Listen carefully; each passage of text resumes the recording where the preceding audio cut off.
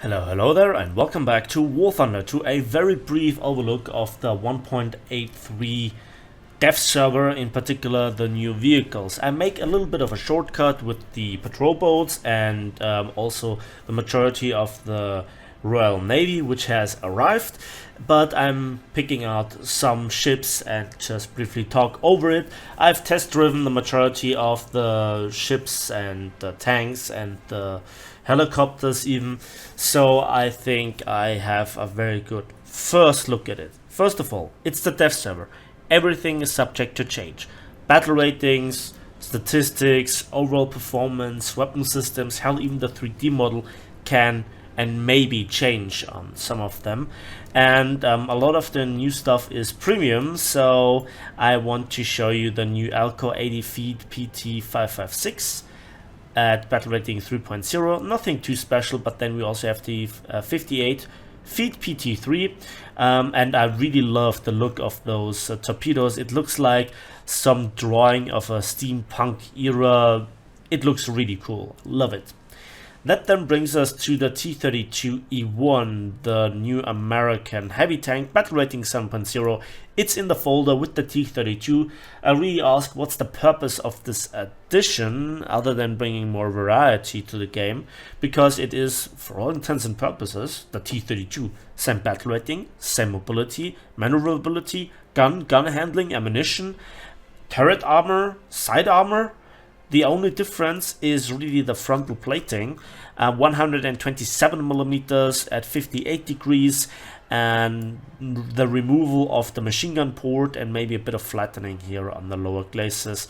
This is the regular one that is significantly weaker in those two eras. So the only two weak spots or three weak spots are either a potential shot trap, then also the top of the cupola, and then here this jump in the side armor that is all very tiny targets, and really pain in the ass for the Germans if this will see a down tier. So then moving on to the Germans, and they are now the third nation to receive helicopters, and whatever you might think about helicopters, the look of those machines is really beautiful. The 3D models are just awesome, love it. The first one at 9.0 is the SA313B Alouette. I think this is with a French corporation according to the name. I have no idea. I'm not really into helicopters that much. What we can see are 4 machine guns and also then 4 ATGMs. Those are the SS11, so first generation. So you have to hover and you have to guide them with your key bindings. Then in the entire tech tree for the helicopters, we actually can see that we have 2 guest players. We have the UH-1D from the Americans, and we also have the ME-24P from the Soviets.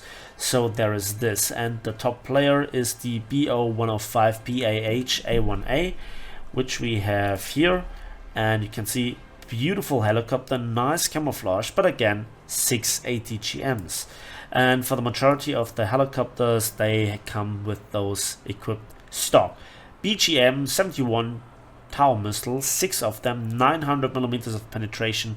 That's going to be a threat, but I don't know how far the range of those is, but I guess it is significantly enough to stay outside of the effective range of an SPA, so your only threats are other helicopters, ATGMs, planes, and your own playstyle.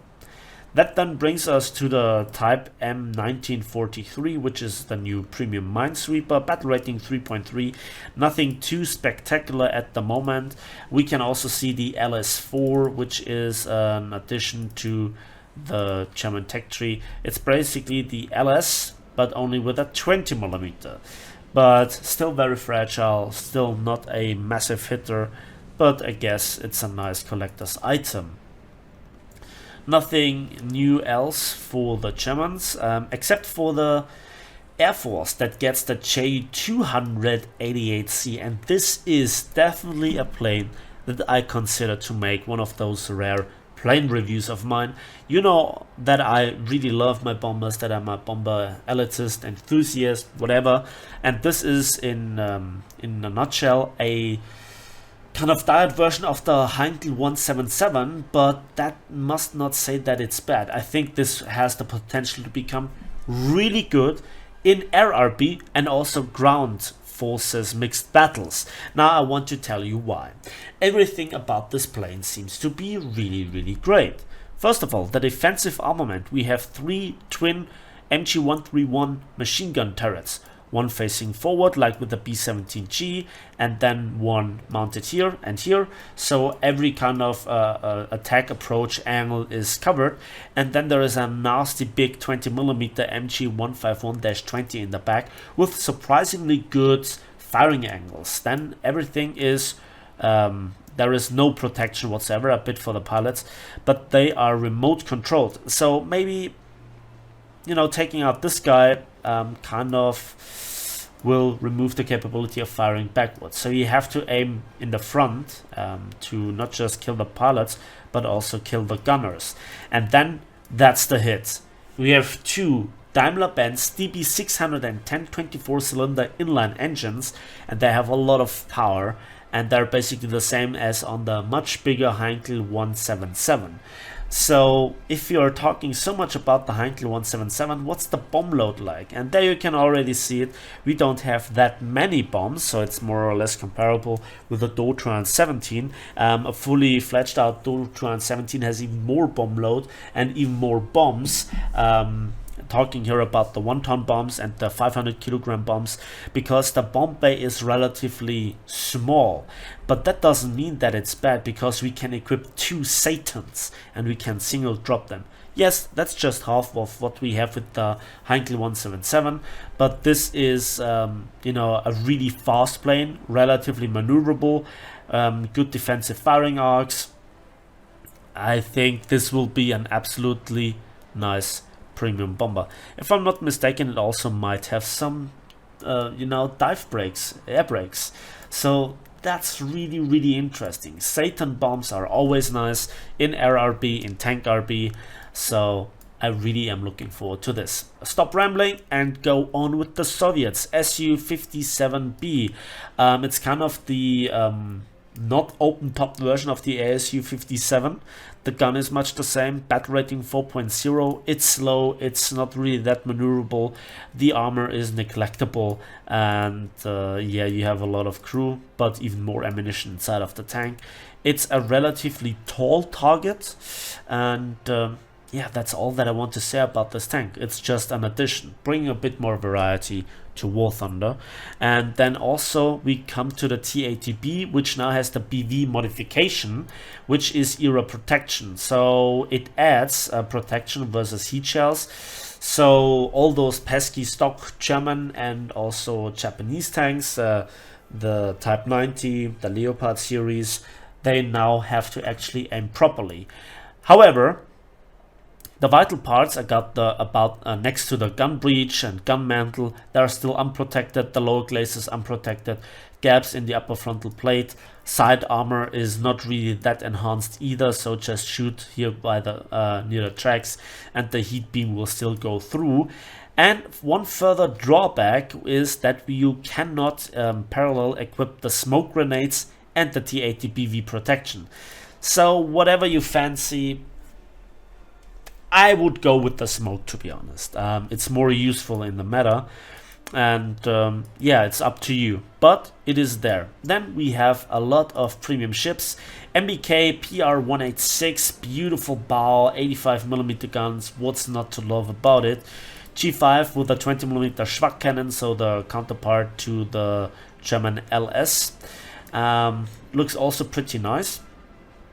Then we have the PR-123K A11, not really that great because the gun is in the back, only 2 torpedoes, but I think it's a hydrofoil and it's pretty fast with 96 kilometers per hour.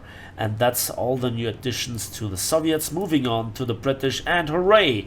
The Royal Navy is here with the HMS Enterprise. This is the top of the line light cruiser for the British, Beautiful ship, not as spectacular as the KMS Emden or the Krasny Kafkas, more in line with the American counterpart. We have here a nice float plane. We have a twin 152mm gun turret in the front. Overall, you can bring a broadside of 6 guns to bear, if I'm not mistaken. 1, 2, 3, 4, 5. Oh, okay, only 5. But I think it's better than nothing. So also we have a lot of 40mm and 20mm. We have 8 torpedoes. So I think the problem with this ship is the armor protection. It has no internal real armor. There are some platings here, but they will not really stop anything.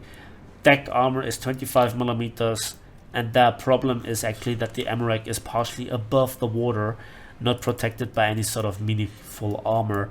I think, this will protect against HE shells, but this won't, and AP will go straight through, even at longer ranges, and at longer ranges then mostly plunging fire is your problem, and overmatch mechanics.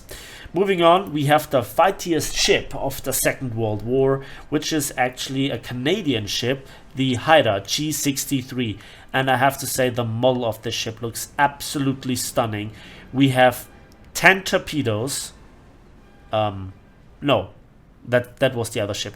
We have 4 torpedoes, but we have overall 6 120mm guns, 4 of them pointing forwards, and that is important because it has to compete versus the Z-20 Carl Galster, the Russian counterpart, and also the Fletcher class for the Americans, and they are excellent ships. So bringing here a bit of fighting value to the table. Fast, maneuverable, lots of taka everywhere.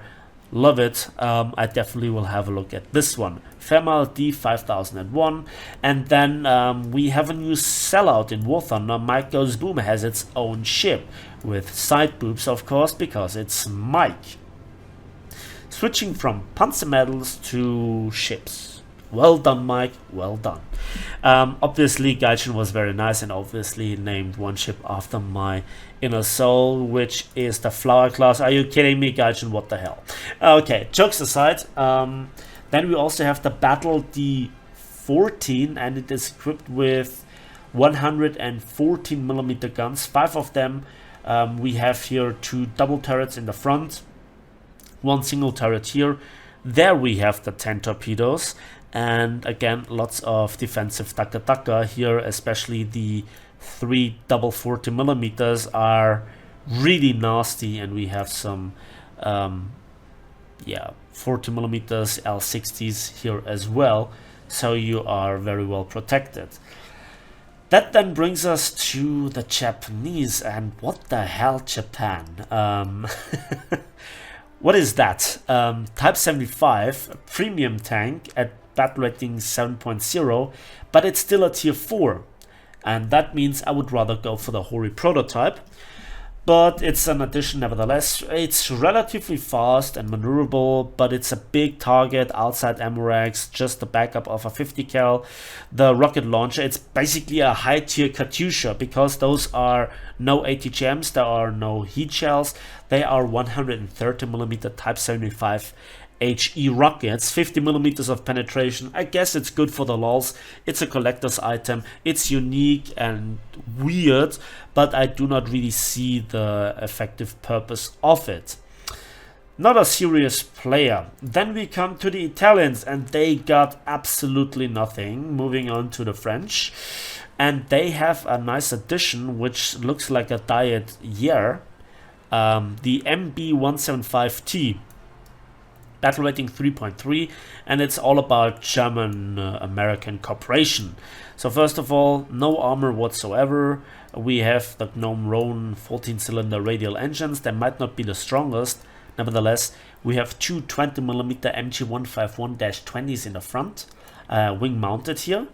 And we have also a nasty 20mm Sting in the back. Then we can equip either 12 HVR rockets, which might make this plane relatively popular in tank RB, or an F5W German torpedo, but I think that is not really the best that you can get. So yeah, there is that. I think the rockets come stock, so I think they will be your first choice either way. That's it with the 1.83 dev server. I hope it was not too long. Let me know in the comment section if I have forgotten anything, if there are additional informations that are interesting. Again, it's the dev server. Everything is subject to change. Before I give any sort of verdict that has some value for the live server, I wait for the live server. Things might change. We might see some new additions like the VS8 with the mines, which sadly I couldn't check out.